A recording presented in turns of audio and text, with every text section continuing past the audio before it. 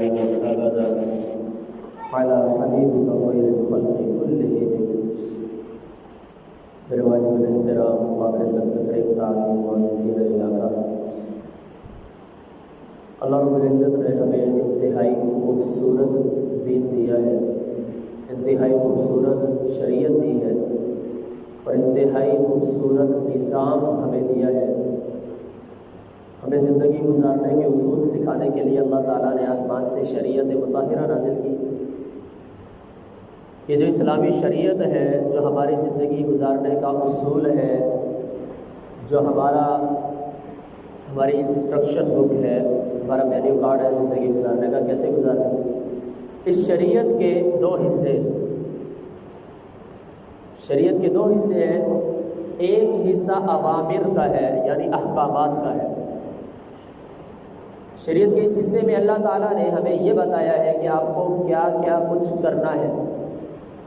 نماز پڑھنی ہے، روزہ رکھنا ہے، زکوٰۃ دینی ہے، حج کرنا ہے، اچھے اخلاق اپنانے ہیں، والدین کی اطاعت فرما برداری خدمت کرنی ہے، چھوٹوں پر شفقت کرنی ہے، بڑوں کا ادب کرنا ہے، علماء دین کا احترام کرنا ہے، اور اسی طرح کئی احکامات ہیں۔ شریعت کے اس حصے کو اوامر کہا جاتا ہے، احکامات کا حصہ۔ شریعت کا جو دوسرا حصہ ہے وہ ہے نواہی یا منہیات، یعنی وہ کام جن کو نہیں کرنا۔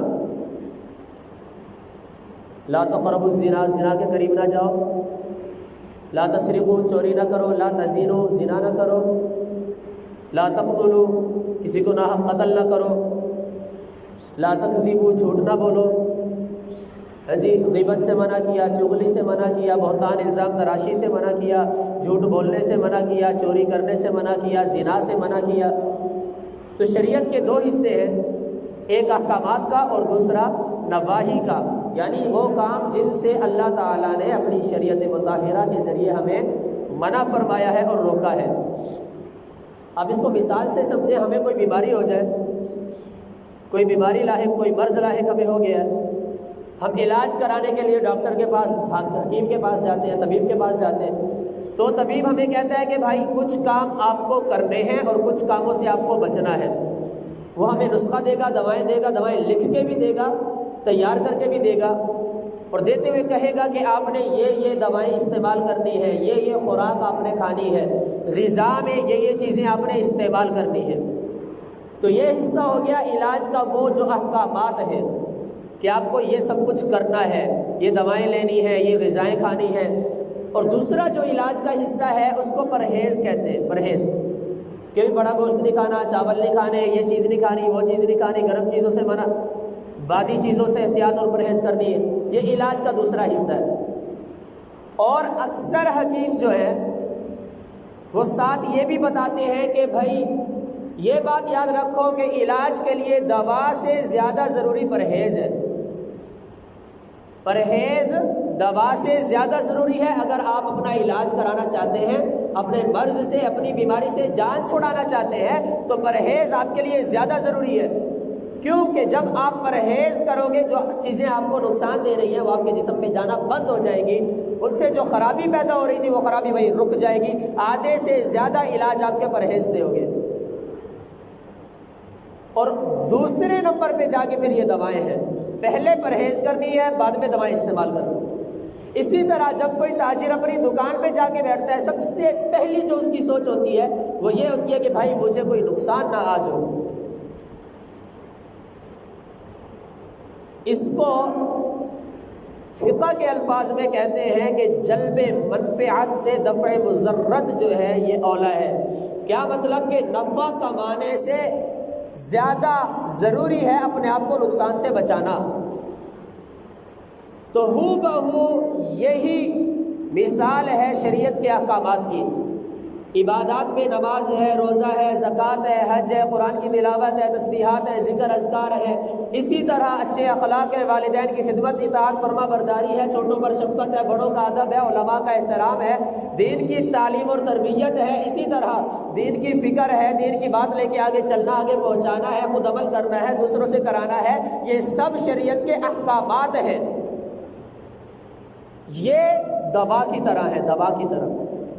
جیسے اپنے اندر کی برائی، بدی ہم ختم کرنے کے لیے نیک اعمال کریں گے تو قرآن کریم کی آیت ہے ان الحسنات یذہبن السیئات، بے شک نیکیاں، اچھائیاں، نیک کام، اچھے کام، شریعت کے احکامات پہ عمل پیرا ہونا، ان سے جو آپ کے گناہ اور برائیاں ہیں وہ دھل جاتے ہیں، مٹ جاتے ہیں، ختم ہو جاتے ہیں۔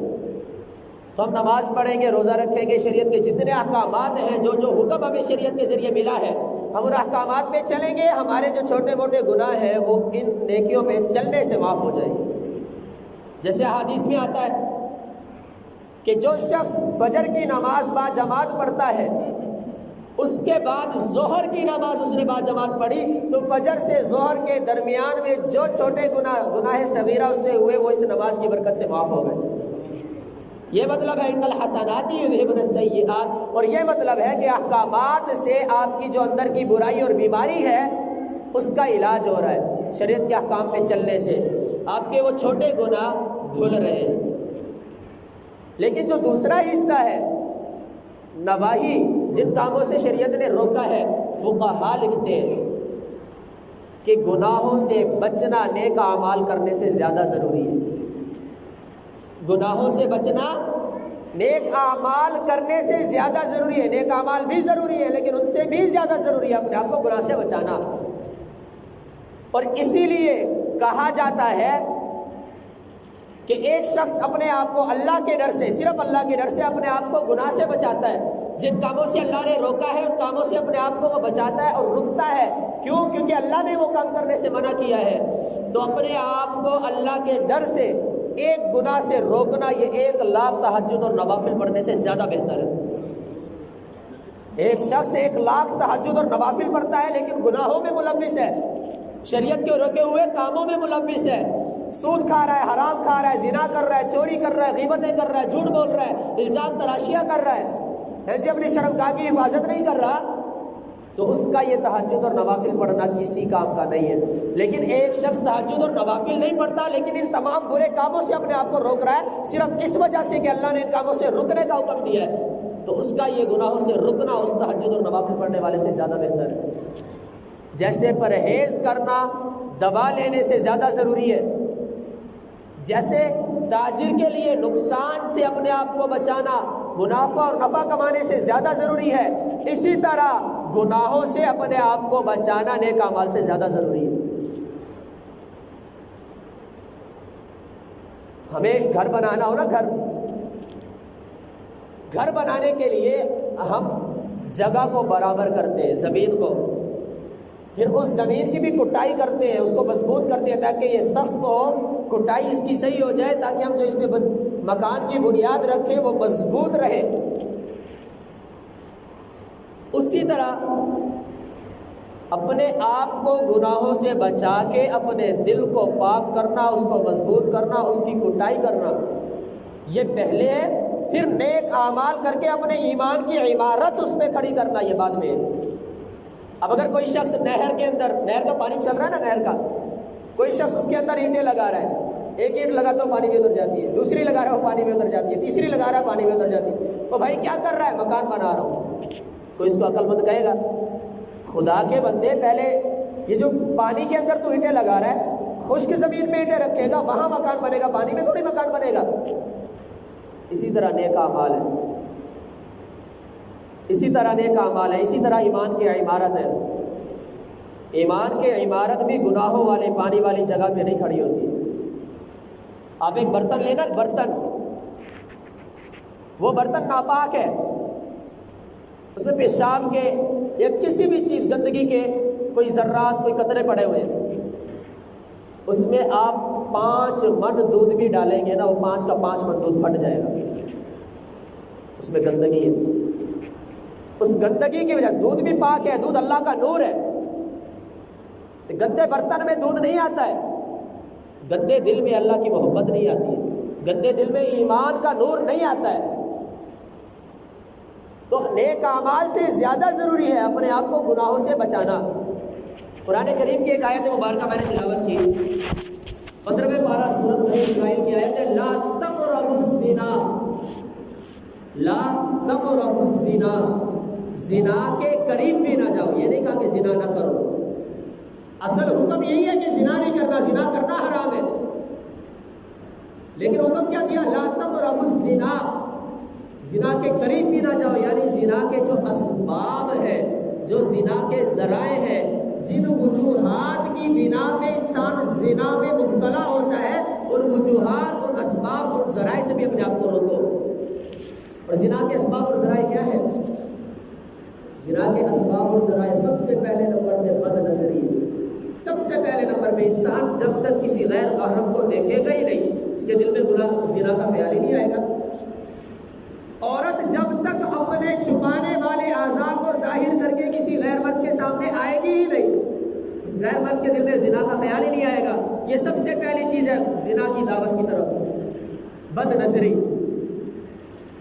آقا صلی اللہ علیہ وسلم کا ایک فرمان عالی شان ہے جس کا معنی اور مفہوم یہ ہے کہ انسان کے کان بھی زنا کرتے ہیں، انسان کی آنکھ بھی زنا کرتی ہے، انسان کی زبان بھی زنا کرتی ہے، اس کا دل بھی زنا میں مبتلا ہوتا ہے۔ کیسے؟ نامحرم سے بات کی بغیر ضرورت کے زبان کا زنا ہو رہا ہے، نامحرم کی آواز، نامحرم عورت کی آواز کانوں میں سن رہا ہے بغیر کسی ضرورت اور مجبوری کے، یہ کانوں کا زنا ہو رہا ہے۔ کسی غیر محرم نامحرم عورت کو دیکھتا ہے اپنی آنکھوں سے، یہ آنکھوں کا زنا ہو رہا ہے۔ اور ان تمام وجوہات سے، بولنے، سننے اور دیکھنے کی وجہ سے دل میں جو برائی کا خیال آ رہا ہے، یہ دل کا زنا ہو رہا ہے۔ تو ان تمام چیزوں سے اپنے آپ کو بچانے کا مطلب ہے لا تقربوا الزنا، زنا کے قریب بھی نہ جاؤ۔ اس کو کہتے ہیں سد ذرائع، سد اسباب۔ جن اسباب اور ذرائع کی وجہ سے انسان گناہ میں مبتلا ہو رہا ہے، ان اسباب اور ذرائع کو بھی روکنا ضروری ہے۔ ایک حدیث ہے آقا صلی اللہ علیہ وسلم کا فرمان عالی شان ہے کہ جس چیز کا زیادہ نشے میں مبتلا کر دے فَقَلِيلُهُ حرام، اس کا تھوڑا بھی حرام ہے۔ مثال کے طور پہ شراب ہے، شراب پینا حرام ہے نا، سب کو پتہ ہے، لیکن کہیں آپ نے یہ پڑھا ہے کہ شراب کا ایک قطرہ بھی حرام ہے؟ کہیں آپ نے یہ سنا ہے کہ شراب کی ایک گھونٹ بھی حرام ہے؟ نہیں، مطلق کہتے ہیں کہ نہیں شراب حرام ہے۔ اور شراب کے حرام ہونے کی وجہ کیا ہے کہ جو شراب پیتا ہے نشے میں مبتلا ہوتا ہے، اس کے دماغ میں غلبہ آ جاتا ہے، پھر اس کو کچھ پتہ نہیں کہ زبان سے کفر کی بات نکل جائے، ہے جی، شرک کی بات زبان سے نکل جائے، کوئی پتہ نہیں ہے کہ اپنوں کے ساتھ ہی بدکاری کر بیٹھے، کوئی پتہ نہیں ہے اپنے ہاتھوں کاٹ ڈالے نشے میں، کچھ پتہ نہیں چلتا۔ تو شراب پینا حرام ہے، کیوں؟ کیونکہ اس کی وجہ سے نشہ ہوتا ہے۔ اب اس حدیث کے تناظر میں دیکھیں، جو حدیث ہے کہ جس چیز کا زیادہ نشے میں مبتلا کرتا ہے اس کا تھوڑا بھی حرام ہے۔ کوئی شخص کہے کہ یار صرف چکھ رہا ہوں، سب کو پتہ ہے کہ چکھنے سے نشہ نہیں ہوتا، ایک قطرہ جس نے پی لیا، ایک قطرے سے نشہ نہیں آتا ہے دماغ میں، ایک گھونٹ جس نے پی لی، ایک گھونٹ سے نشہ نہیں دماغ میں طاری ہوتا ہے۔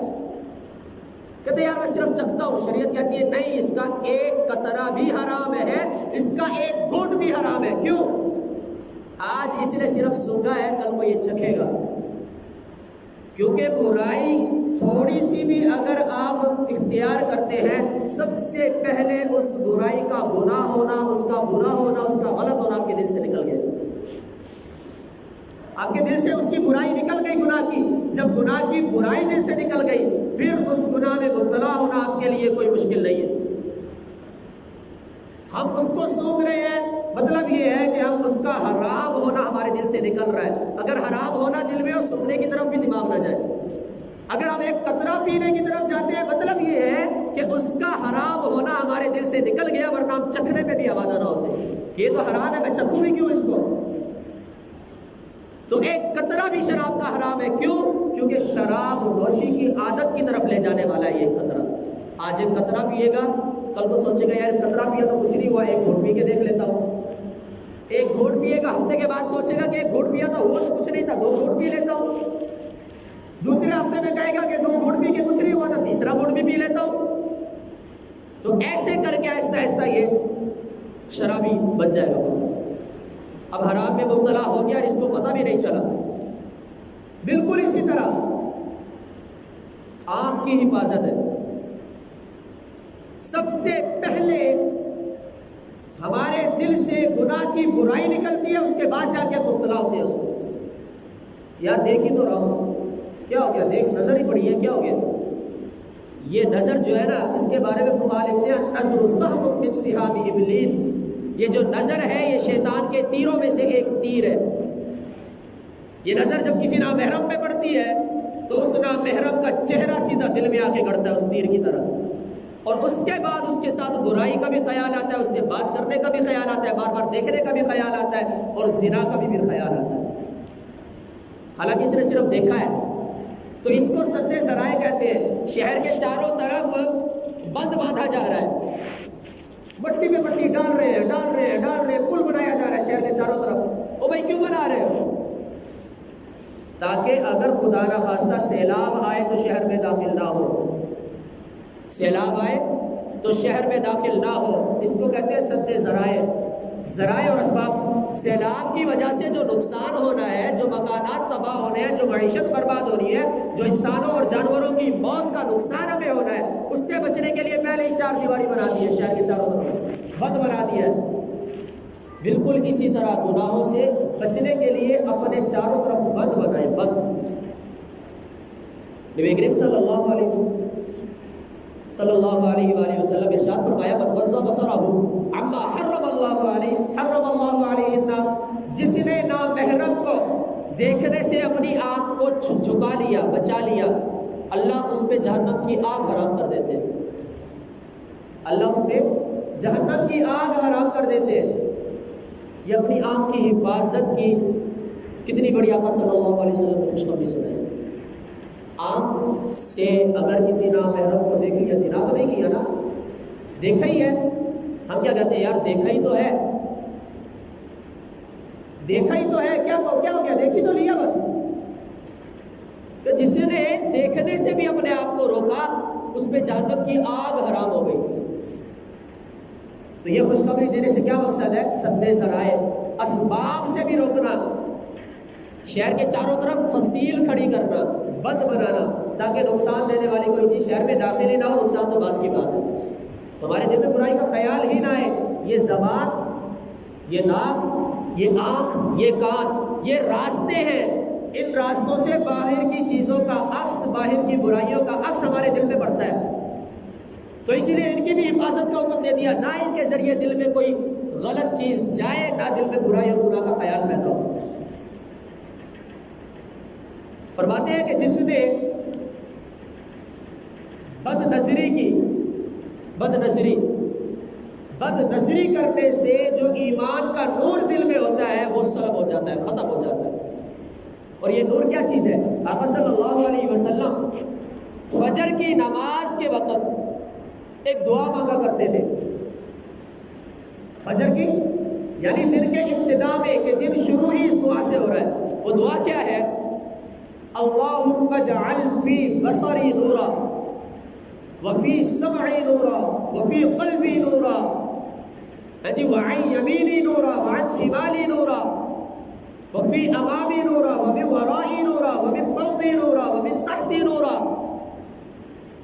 اے اللہ میری آنکھ میں بھی نور عطا فرما، اے اللہ میری زبان میں بھی نور عطا فرما، اے اللہ میرے کان میں بھی نور عطا فرما، اے اللہ میرے دل میں بھی نور عطا فرما، اے اللہ میرے سامنے بھی نور، پیچھے بھی نور، دائیں بھی نور، بائیں بھی نور، اوپر بھی نور اور نیچے بھی نور عطا فرما۔ اور پھر یہی بس نہیں، آگے فرمایا وَأَعْزِبْ لِي نُورًا، اور اس نور میں دن بدن اضافہ فرماتا چلا جا۔ پھر یہاں بھی نہیں رکے، آگے فرمایا کہ اللہ مجھے مکمل مجسم نور بنا دے۔ جو نیک اعمال ہوتے ہیں یہ نور ہوتے ہیں، یہ روشنی ہوتے ہیں، اللہ کے احکامات اور شریعت پہ عمل یہ نور اور روشنی ہے۔ اور جو شخص بد نظری کرتا ہے یہ تمام روشنیاں اس سے چھین لی جاتی ہیں، ایمان کا نور اس سے چھن جاتا ہے۔ امام شافعی رحمۃ اللہ علیہ کا ایک واقعہ ہے، اپنے استاد محترم امام وکی کے پاس گئے۔ وکی بن جراح یہ امام ابو حنیفہ رحمۃ اللہ علیہ کے شاگرد ہیں اور امام شافعی کے استاد ہیں۔ تو امام شافعی رحمۃ اللہ علیہ بتاتے ہیں بچپن میں میں انتہائی خود ذہن تھا، حافظہ انتہائی کمزور تھا، ساری رات رٹے مارتا تھا، صبح کو سبق نہیں سنا سکتا تھا، اتنا حافظہ کمزور تھا۔ تو ایک دن میں رو پڑا، اپنے استاد کے پاس گیا وکی بن جراح، عرض کی استاد جی حافظہ کمزور ہے، یاد کچھ نہیں ہوتا، سارا دن رٹے مارتا ہوں، ساری رات محنت کرتا ہوں، سبق ہی نہیں یاد ہو رہا۔ تو امام وکی جو ان کے استاد تھے، انہوں نے جو جواب دیا، امام شافعی نے اس سارے واقعے کو اشعار میں بیان کیا۔ کیا فرماتے ہیں؟ شکوت الی وکیع سوء حفظی، میں نے امام وکیع کو شکایت کی اپنے حافظے کے کمزور اور برے ہونے کی. فاوصانی الی ترک المعاصی، تو امام وکیع نے مجھے نصیحت اور وصیت یہ کی کہ بیٹا گناہ چھوڑ دے. فاوصانی الی ترک المعاصی، بیٹا گناہ چھوڑ دو حافظہ ٹھیک ہو جائے گا. کیوں؟ فإن العلم نور من الہ، یہ جو علم دین ہے یہ اللہ کا نور ہے. ونور اللہ لا یعطی لعاصی، اللہ کا نور گناہ گاروں کو نہیں دیا جاتا ہے. جو گناہ کے عادی ہوتے ہیں، یہ بد نظری کے، بد زبانی کے، بد کلامی کے، بد گوئی کے جو عادی ہیں، بد اعمالی کے جو عادی ہیں، ان کو اللہ کا نور نہیں ملتا ہے. تو کیا بتایا کہ گناہوں سے اپنے آپ کو روک لو، حافظہ ٹھیک ہو جائے گا، دل کا برتن پاک ہو جائے گا. 5 من کیا 10 من اس میں اللہ کا نور ڈال لے. پاک برتن میں 10 من دودھ ڈال لے محفوظ رہے گا، ناپاک برتن میں 40 من دودھ ڈال لے پھٹ جائے گا. تو یہ جو دل ہے اس کا پاک رکھنا یہ پہلے ہے، گناہوں سے اپنے آپ کو بچانا یہ پہلے ہے، نیک اعمال کرنا یہ بعد میں ہے. اللہ تعالیٰ کے احکامات میں چلنا یہ بعد میں ہے. اپنے آپ کو گناہوں سے، جب کوئی شخص نامسلم، غیر مسلم کافر کو جب مسلمان کرنے لگتے ہیں، آپ کو پتہ اس کا پروسیس کیا ہوتا ہے؟ جب کوئی یہودی، عیسائی، مرزائی، اہل تشیع، ہندو، سکھ، پارسی، مجوسی کوئی بھی کلمہ پڑھنا چاہتا ہے، ایمان لے کے آنا چاہتا ہے، تو سب سے پہلے جو کام اس کو کہا جاتا ہے وہ یہ کہا جاتا ہے کہ بھائی غسل کر. کیا کر؟ غسل کر، اپنے ظاہر کو، ظاہری سب گناہوں سے پاک کر، اس کے بعد تجھے کلمہ پڑھا کے تیرا دل اور تیرا باطن پاک کریں گے. تو سب سے پہلے اس کو غسل کرایا جاتا ہے.